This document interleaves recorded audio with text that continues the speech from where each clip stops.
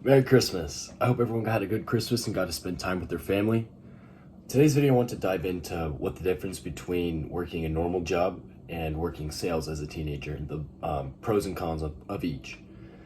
So like I said, the first pro working sales is you can work whenever you want. It's very flexible. It might differ depending on what you're trying to sell, but compared to working and having to schedule a shift and work for a boss, and have to deal with employees and all this other stuff, that is going to be way easier if you have a sales company, right? Because with the sales company, all you have to do is it's all yourself, right? It's 100% accountability on yourself. If you go out there, you will make money, right? It is you.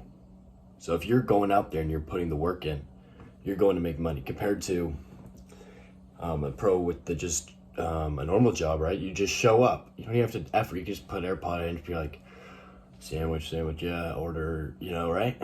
Like, you just have to show up. You don't have to try, right? You don't have to grow. So in sales, it forces you to grow, forces you to evolve. Another thing, sales is kind of scary, right? Like knocking on someone's door or like talking to them, trying to sell them on something. It's not an easy thing to do, especially when like sometimes like the areas differ and depending on what you're selling. Like solar, there's a lot of politics around it, right? So if you knock on the wrong person's door, they might actually get really pissed at you because they're like, oh, that damn solar, right? So that's another thing that could be scary about that. Like I've had guns pulled on me, like legitimately, like, and I'm like, dude, all right, you can say you don't want it, right? And a pro with working a normal job, right, is there's not much like danger, right?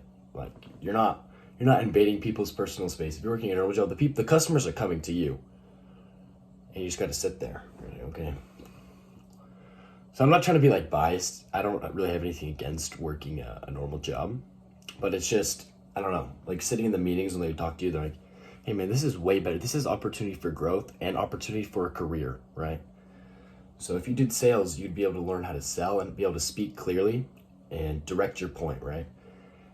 It's kind of weird talking to a camera compared to just talking to a person, but there are similarities. I want to be able to talk as clear and concise as I am now if I didn't have to do all that sales for a year. So I just realized that like I'm in my mom's office, so like everything's kind of white and clean because downstairs was kind of loud with my siblings. But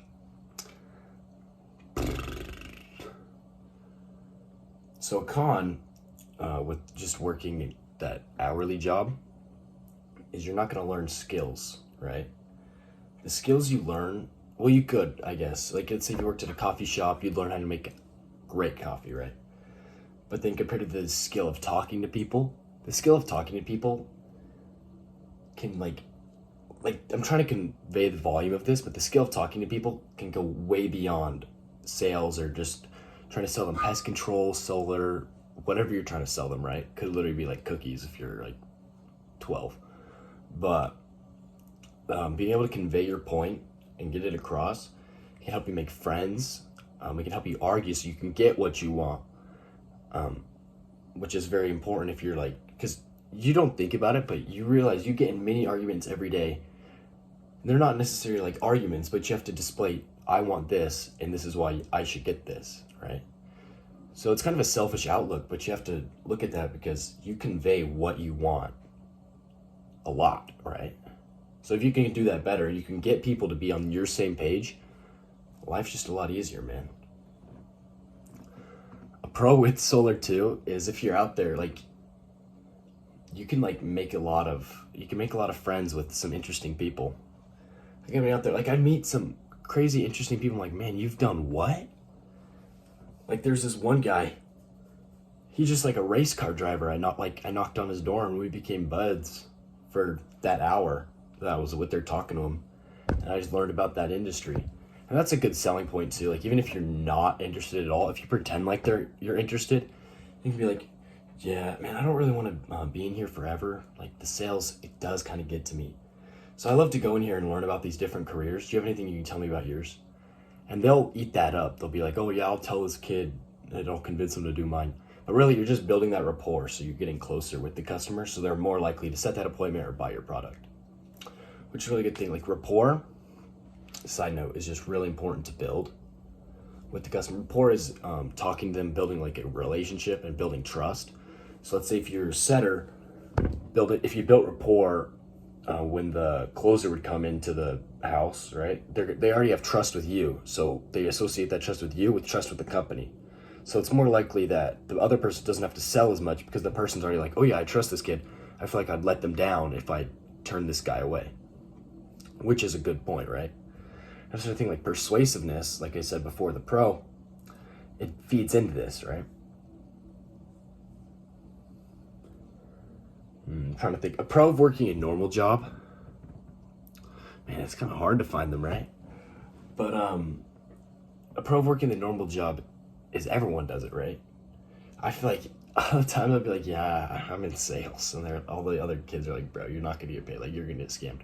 And there's a lot of sketchiness in it, right? That's a con with sales, right? The industry's kind of flimsy, like, because it's not like you're not the one providing the product, you're not the one distributing the product or making it. All you're doing is selling it, right? So you can kind of see like in the gray area where it's like, I'm trying to think, like it's sketchy because you have to fill in the blanks, right? Other people are doing that for you, so you're just the one having to get it out there. And the thing is, an amazing product, people won't even need to be sold on it, right? So that's why you have to convince the people. Most of the time you got to make sure what you're selling is actually good for the customer. I had an issue with that too, because I had to like figure out which solar company was doing the best for the people. Because for me, if I know I'm like ripping the person off, it's harder for me to convey and do that, because they can tell, they can see something in my eyes as like they could tell something's off, right? So that's one thing, like you got to make sure you're with a reliable company. And if you're with a normal job, it's most likely reliable, right? If you're getting hourly wages, you're most likely going to get the consistency of the pay, and there's probably no gaps because you have a boss, you have a manager, you have all this thing above you, and you're like, especially if it's like McDonald's. McDonald's is a trustable, reliable company, right? But compared to like some random kid's uncle's solar company that only the nephew and his friends work at, like that, it's kind of sketchy, right? So finding work is a lot easier for a normal job, right? Because there's a lot more options. Like go to any strip mall or just drive for 5 minutes and you'll find businesses that you could work at for minimum wage, right? For this one, you have to know someone or meet someone. And I'll make another video on that, on how to meet someone, because pretty much anyone that's in sales wants to recruit you, because there's kind of a pyramid scheme aspect to it. Not necessarily like in a scammy way, but it's more like, hey, if they get you in it, they'll make a little bit of money, because their hiring process is a lot different than a normal just fill out the application, right? You probably can find some online for teenagers to do sales, but I bet that's just a more rigid schedule compared to having like the freedom of what I had, which is nice. Another inconsistency in a pro that's for normal businesses is you get consistent pay, or not necessarily consistent, but when you work, you will get paid. If you'd say you work 5 hours, you get paid $10 an hour, you made $50, right? Let's say you knock for 6 hours, get no appointments, nothing came out of that day. Or let's say you knock, your first store, you get an appointment, you knock for 5 more hours and nothing, right? You only, realistically, you can only get paid for that first 5 minutes of knocking. I've had that experience a couple times, and it feels so disheartening after working for all that and just having nothing to show for it after so long. Or it feels like useless. Like, man, why did I work the other 5 hours? I could have just left after that one. So that's a downside.